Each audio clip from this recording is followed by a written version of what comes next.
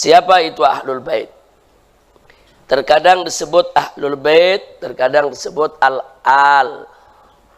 Al dan ahlul bait memiliki makna yang sama. Secara etimologi maknanya adalah keluarga. Artinya lugatan secara bahasa ahlul bait maupun al artinya adalah keluarga. Sedang secara istilah, secara mustalahat, saudara, maka secara terminologi di kalangan aswaja ada 4 pendapat yang masyhur tentang makna daripada ahlul bait atau makna daripada ali Muhammad sallallahu alaihi wasallam. Siapa itu yang dimaksud ali Muhammad? Allahumma sholli ala Muhammad wa ala ali Muhammad. Nah, jadi kita mau tahu ali Muhammad itu siapa? Ali Muhammad itulah yang disebut ahlul bait. Nah, lalu bagaimana para ulama ahlus sunnah wal jamaah mendefinisikan maksud, arti, makna dari ahlul bait atau makna dari ali Muhammad? Mari kita perhatikan pendapat yang pertama.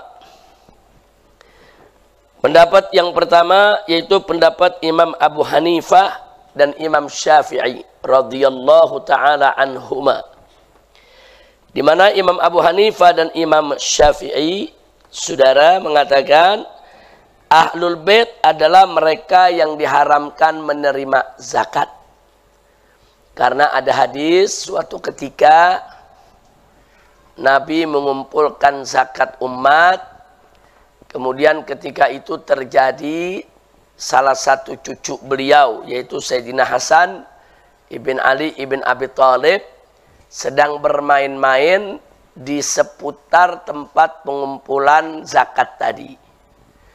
Nah, kemudian kita tahu zakat itu diantaranya adalah zakat yang dibayar dalam hal ini yaitu dengan seperti zakat pertanian, zakat perkebunan kurma dan lain sebagainya.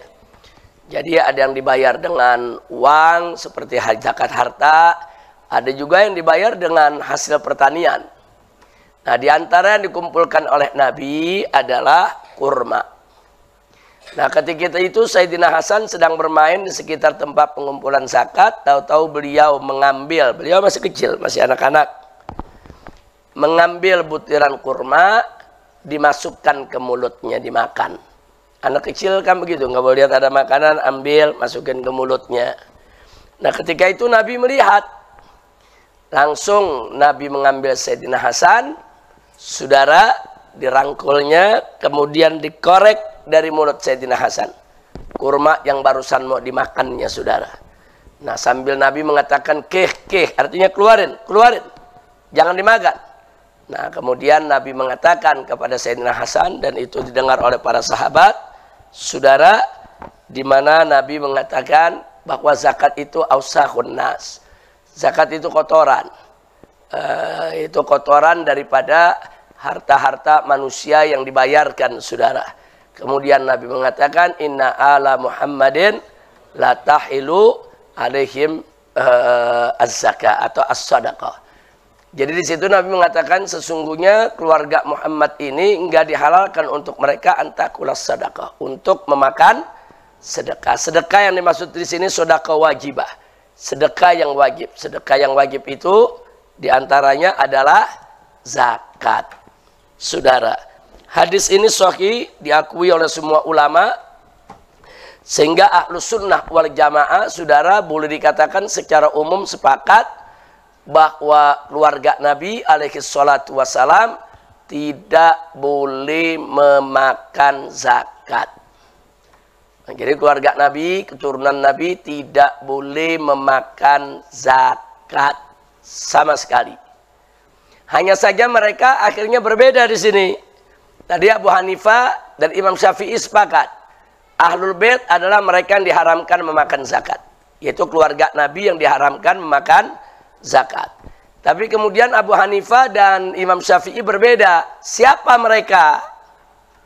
Apakah mereka hanya keturunan Sayyidina Ali saja atau siapa? Nah, di sini mari kita lihat Al-Imam Asy-Syafi'i radhiyallahu taala anhu berbeda dengan Imam Abu Hanifah. Imam Abu Hanifah, saudara, di sini kita bisa lihat bahwa Imam Syafi'i berbedanya di mana? Berbedanya bahwa yang diharamkan untuk memakan zakat itu hanya Bani Hashim. Nah, ini juga diambil oleh Imam Ahmad, bahkan juga merupakan salah satu pendapat yang ada di mazhab Imam Malik. Tapi Imam Syafi'i mengatakan enggak, bukan Bani Hashim saja, tapi juga termasuk Bani Muthalib. Nah, kenapa Imam Syafi'i mengatakan bukan Bani Hashim saja termasuk Bani Muthalib? Jangan suudzon. Jangan nanti ada yang beranggapan karena Imam Syafi'i itu termasuk Bani Muthalib, saudara, bukan Bani Hashim. Nah, ibunya Bani Hashim. Nah, jangan suudzon, saudara, karena pada peristiwa di mana Nabi alaihi salatu wassalam dimusuhi oleh orang-orang kafir, ketika itu yang memasang badan untuk menghadang segala gangguan adalah Bani Hashim dan Bani Muthalib. Jadi pada saat dikepung, saudara, Nabi dan para sahabat, saat diboikot, itu yang diboikot Bani Hashim dan Bani Muthalib. Bukan Bani Hashim saja. Baik yang muslim maupun yang kafir, Bani Hashim dan Bani Muthalib diboikot oleh orang-orang kafir Quraisy. Jadi mereka suka duka selama ini ditanggung bersama. Dan suka duka mereka selalu melindungi Nabi. Nah, karena itu suatu ketika, saudara, begitu Nabi sedang membagikan bagiannya kepada Ahlul Bait, saudara, dari bagian ghanimah, fai, dan lain sebagainya, Nabi menyamakan bagian Bani Hashim dan Bani Muthalib. Bahkan Nabi mengatakan di situ ada yang protes. Bani Abdis Syam protes. Jadi beberapa anak suku Quraisy protes. Kenapa kok Bani Muthalib dibagi juga? Akhirnya Nabi mengatakan Bani Hashim mau Bani Muthalib syai'un wahid. Nah, hadis ini yang dijadikan dalil kalau Bani Muthalib dan Bani Hashim disamakan dan keduanya diistimewakan oleh Nabi dan keduanya dianggap sebagai Ahlul Bait Nabi. Alhamdulillah. Baik, kita lanjutkan ya ikhwan. Pendapat yang kedua mengatakan Ahlul Bait adalah para istri Nabi dan keturunan Nabi. Jadi pendapat kedua ini lebih spesifik.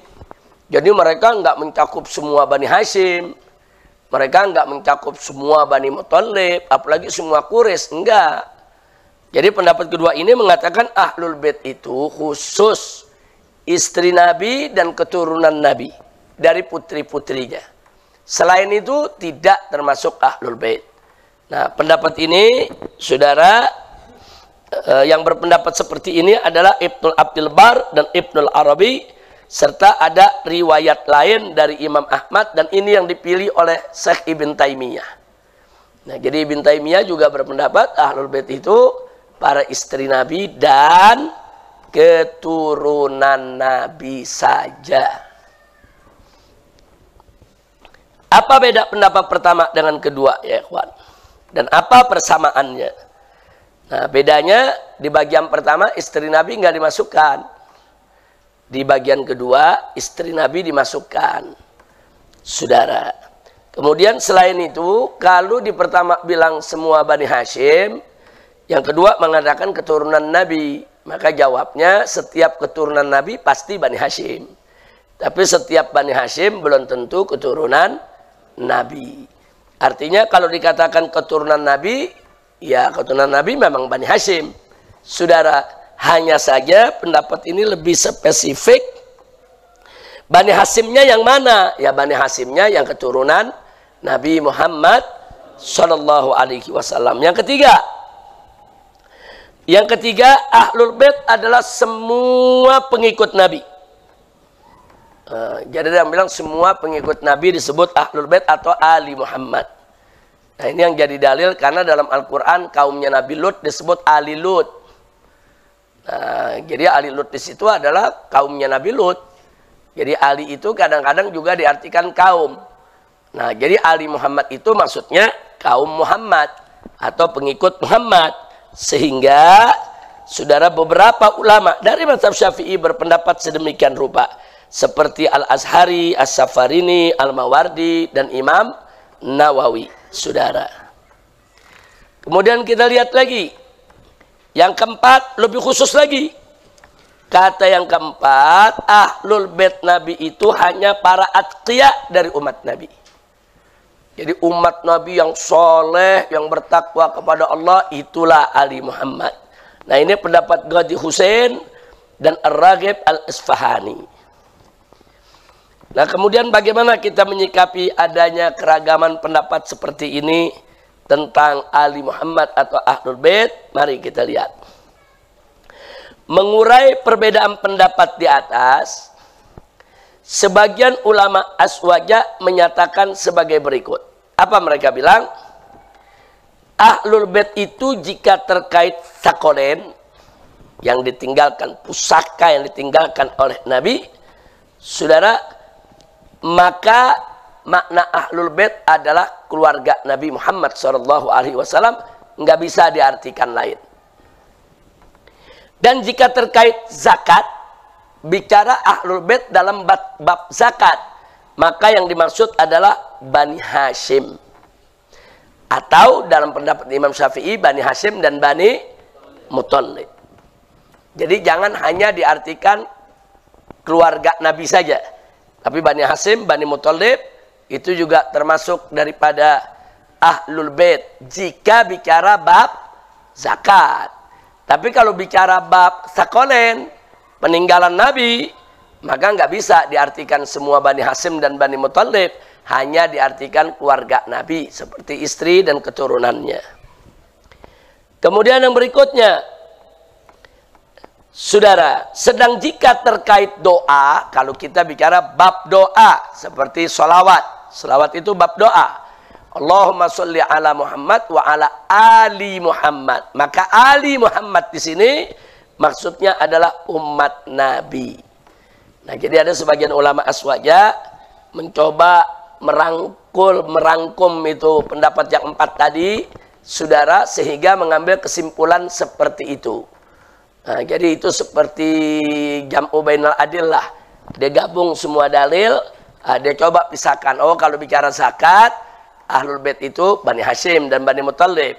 Kalau bicara doa, Ali Muhammad itu ya buat semua umatnya. Tapi kalau bicara sakolen, Ali Muhammad itu atau Ahlul Bait hanya keluarga Nabi Muhammad Sallallahu Alaihi Wasallam. Nah, berkaitan dengan ini, saudara, saya pernah mengungkapkan ini dalam beberapa, yaitu pengajian, untuk mengambil kesimpulan, saudara, dari apa yang kita baca tadi, saudara. Jadi kalau kita mau rangkum, jadi Ahlul Bait itu sebetulnya siapa sih? Nah, Ahlul Bait itu, saudara, yang pasti adalah keturunan Nabi alaihi salatu wassalam. Mau disebut Bani Hashim, Ahlul Bait ikut. Nah, mau disebut Bani Hashim, turunan Nabi ikut, saudara. Mau disebut umat Nabi, Ahlul Bait juga ikut. Keturunan Nabi juga ikut umat Nabi selama dia tidak murtad, dia tidak keluar dari Islam, ya ikhwan. Nah, jadi sekali lagi di sini kalau mau disebut saudara Bani Hashim, ya keturunan Nabi ikut Bani Hashim. Kalau mau disebut umat Nabi, ya Ahlul Bait yang Muslim juga ikut masuk dalam umat Nabi. Artinya posisi keturunan Nabi alaihi salatu wassalam sebagai keluarga Nabi atau sebagai bagian daripada makna Ahlul Bait, mau diartikan mana saja, saudara, dia bisa masuk. Nah, lalu bagaimana kalau diartikan itu sebagai orang yang bertakwa? Tentu Ahlul Bait yang bertakwa masuk juga ke sana. Nah, jadi Ahlul Bait ini bisa masuk ke dalam definisi yang mana saja, saudara. Nah, sekarang lalu bagaimana cara merangkumkannya? Nah, saya sering menyampaikan berkali-kali bahwa ahlul bait itu, saudara, yang memenuhi persyaratan yang tadi disebutkan. Satu, ahlul bait itu dia keturunan Nabi alaihi salatu wassalam. Dua, dia harus beragama Islam. Jadi kalau ada keturunan Nabi tidak beragama Islam, dia bukan ahlul bait. Nah, karena ahlul bait itu tadi dalam makna yang ketiga harus adalah umat Nabi masuk. Jadi ahlul bait yang keturunan Nabi yang menjadi ahlul bait adalah keturunan Nabi yang menjadi umat Nabi. Itu yang pertama. Yang kedua, saudara, keturunan Nabi yang menjadi ahlul bait yang disucikan Allah adalah yang bertakwa. Jadi kalau ada keturunan Nabi dia tidak bertakwa, dia mabok-mabokan, dia judi, dia buat maksiat di sana sini, jangan dimasukkan dulu ke mana ahlul bait. Ya, dia zuriyah, ya, dia turunan Nabi, ya. Ini kita bicara bukan soal makna zuriyah atau keturunan Nabi, yang kita bicara adalah ahlul bait. Karena ahlul bait ini punya kedudukan khusus. Allah menyatakan dalam Al-Quran, innama yuridullahu liyuzhiba ankumur rijsa ahlal baiti wa yutahhirakum tathira. Jadi ahlul bait ini punya kedudukan khusus, kedudukan istimewa, yang Allah hendak mensucikan mereka sesuci-sucinya dari segala kekotoran, saudara. Nah, jadi kalau ada keturunan Nabi yang kotor, saudara, dia berzina, dia berjudi, dia minum minuman keras, dia nggak sholat, saudara, jangan dimasukkan dulu ke dalam makna ahlul bait. Ya, dia zuriyah, betul. Ya, dia itrah, betul. Ya, dia keturunan Nabi, betul. Apakah dia ahlul bait? Belum tentu ya, ikhwan. Nah, jadi mau jadi ahlul bait tadi itu tadi syaratnya satu, dia keturunan Nabi. Tapi bukan hanya satu syarat. Yang kedua, dia harus umat Nabi. Jadi kalau ada keturunan Nabi yang tidak beragama Islam, jangan dimasukkan ke dalam ahlul bait. Nah, begitu juga syarat yang ketiga, saudara, bahwa dia harus bertakwa kepada Allah. Dia harus orang baik, secara umum baiklah. Saudara, tidak mempermalukan Nabi dan tidak mempermalukan nama baik keluarga Nabi Muhammad Sallallahu Alaihi Wasallam. Nah, kalau tiga syarat ini dipenuhi, insya Allah dia termasuk ahlul baitnya Nabi Muhammad Sallallahu Alaihi Wasallam. Kira-kira jelas tidak? Jelas tidak? Jadi syarat jadi ahlul bait ada berapa? Tiga. Yang pertama harus keturunan siapa? Nabi. Kalau bukan keturunan Nabi Muhammad, bisa gak jadi ahlul bait? Nggak bisa. Terus syarat yang kedua apa? Umat Nabi. Jadi kalau ada keturunan Nabi, agamanya bukan Islam, ahlul bait bukan? Bukan, saudara. Baik, yang ketiga syaratnya tadi apa? Takwa, saudara. Nah, jadi pendapat-pendapat yang tadi itu mestinya tidak kita satukan, tidak kita pisah-pisah. Oh, ahlul bait dimaknai orang takwa saja. Ahlul bait dimaknai umat Islam saja. Saya pikir terlalu naif dan terlalu jauh. Kalau dalil-dalil tadi dipisahkan, dimaknai sendiri-sendiri, saudara. Nah, kita lebih suka ini namanya al-jam'u bainal adillah. Di sini dalil menunjukkan ahlul bait itu adalah turunan Nabi. Di sini menunjukkan ahlul bait itu Bani Hashim. Di sini menunjukkan ahlul bait itu semua umat Nabi. Di sini dalil menunjukkan ahlul bait itu adalah orang yang bertakwa. Satukan, saudara. Jadi ahlul bait itu satu syaratnya dia keturunan Nabi. Yang otomatis pasti dia Bani Hashim, saudara. Itu pertama dulu syaratnya jadi inian. Kemudian yang kedua syaratnya dia umat Nabi. Nah, karena Bani Hashim yang nggak jadi umat Nabi, yang nggak meluk Islam juga ada, saudara. Nah, jadi dia mesti turunan Nabi dan dia merupakan Bani Hashim dan dia mesti beragama Islam. Bahkan ada syarat yang lebih berat, dia mesti bertakwa, dia mesti orang baik. Kalau dia orang jahat, dia orang zalim, dia orang kotor, walaupun dia keturunan Nabi, jangan sekali-kali dimasukkan ke dalam makna ahlul bait. Kenapa? Karena ahlul bait dimuliakan Allah, punya kedudukan tinggi, tidak setiap orang bisa masuk dengan mudah disebut sebagai ahlul bait. Nah, jadi tolong ini santri-santri MS mesti paham itu semua. Nah, jadi kalau sekarang ada fitnah, katanya ada doktrin di keluarga para habaib dan ba'alwi, di mana didoktrin anak-anaknya bahwa keluarga Nabi itu, keturunan Nabi itu dosa nggak apa-apa. Mau berzina boleh, menenggak minuman keras boleh, mau mencuri boleh. Ini fitnah. Jadi sekali lagi, ini sekarang zaman fitnah nih. Nah, apalagi zaman medsos, seenaknya mereka memfitnah. Tidak ada doktrin begitu. Saya tidak pernah didoktrin oleh ayah saya, kakek saya, paman saya, guru-guru saya dari kalangan Ahlul Bait. Nggak pernah didoktrin. Ente Habib, ente turunan Nabi, mau mabok nggak apa-apa, nggak sholat nggak apa-apa, mau zina nggak apa-apa. Nggak ada, saudara. Bohong itu kalau ada mengatakan begitu. Nah, jadi jangan sebar fitnah. Ini sekarang zaman fitnah, saudara. Zaman fitnah, sampai mereka-mereka yang termakan fitnah itu berani menuduh begitu. Mereka bikin rekaman, saudara. Mereka bilang, ini Ba'alwi ini punya doktrin sesat. Anak keturunan mereka didoktrin. Kalau mereka tuh boleh berbuat dosa. Fitnah. Kalau mereka katakan begitu, siapa Ba'alwinya? Siapa Habibnya? Tunjukkan kepada saya. Siapa itu Habib? Siapa itu Ba'alwi? Siapa itu ulama-ulama dari Ahlul Bait yang punya doktrin semacam itu? Siapa? Enggak ada ya ikhwan. Justru kami di kalangan habaib didoktrin. Ingat ya, kau keturunan Rasulullah. Kalau kau berbuat baik dapat pahala 2. Kalau kau berbuat dosa, dosanya juga 2. Double. Loh kenapa dosanya bisa double? Karena 1 dosanya untuk perbuatan dosamu.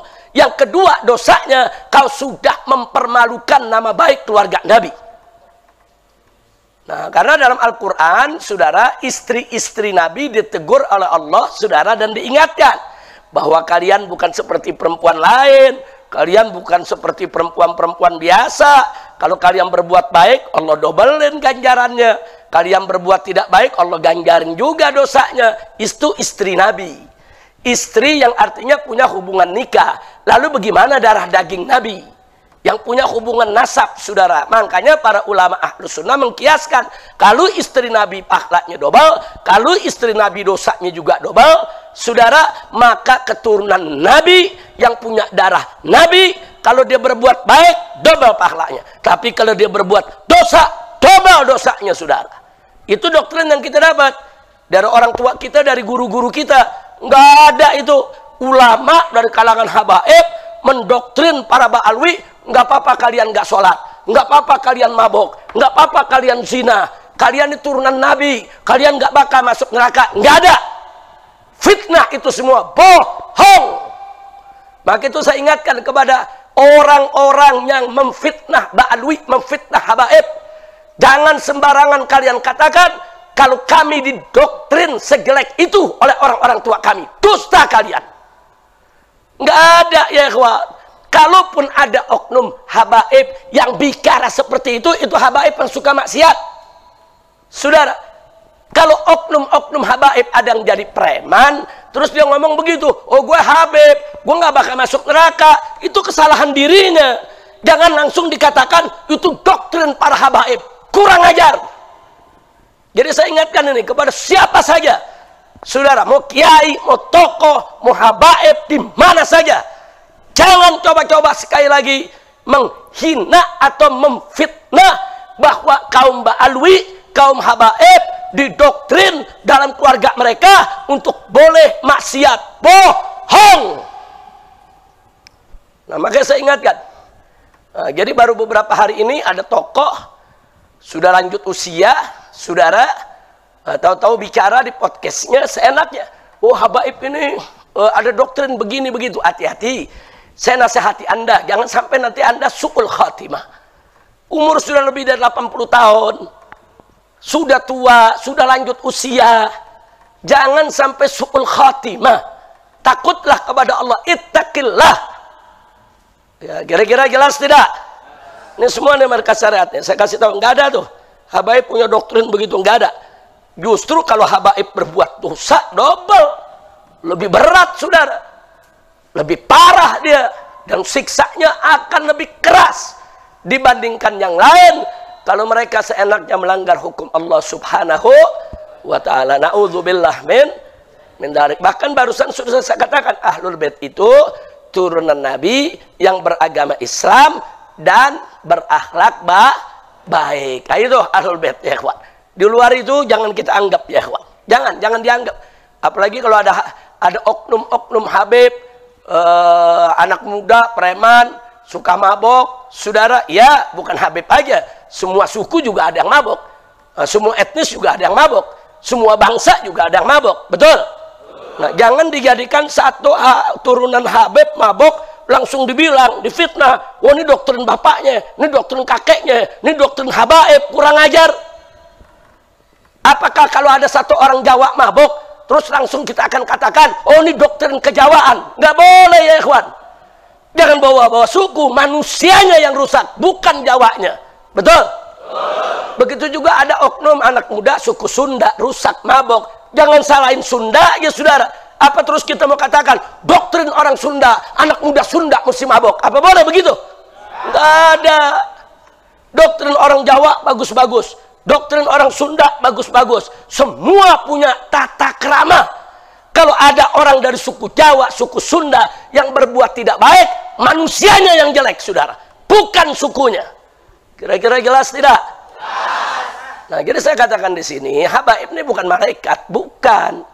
Habaib yang baik ada, yang tidak baik ada gak? Ada. Habaib yang bagus ada, yang jelek ada. Habaib yang berbuat taat ada. Kalangan oknum habaib yang berbuat tidak baik juga ada. Tapi jangan langsung, kalau ada oknum habaib jelek langsung dituduh. Wah ini doktrin kalangan habaib, mereka boleh maksiat. Siapa yang bilang? Habaib mana punya doktrin begitu? Jangan sembarangan memfitnah, jangan. Ini ada beberapa tokoh, saudara, sudah ketularan para begal nasab, saudara. Nah, mereka seenaknya bicara di podcast mereka. Hati-hati, hati-hati. Ittaqillah, takutlah kau kepada Allah. Jangan sampai engkau nanti su'ul khatimah karena benci dan memfitnah keluarga Nabi Muhammad Sallallahu Alaihi Wasallam. Jadi jangan sebar fitnah. Kira-kira jelas tidak? Paham semua? Nah, itu baik. Kita lanjutkan. Nah, jadi kesimpulannya dari apa yang kita baca tadi, kalau ditanya, siapa itu Ahlul Bait? Ahlul Bait adalah yang memenuhi 3 syarat.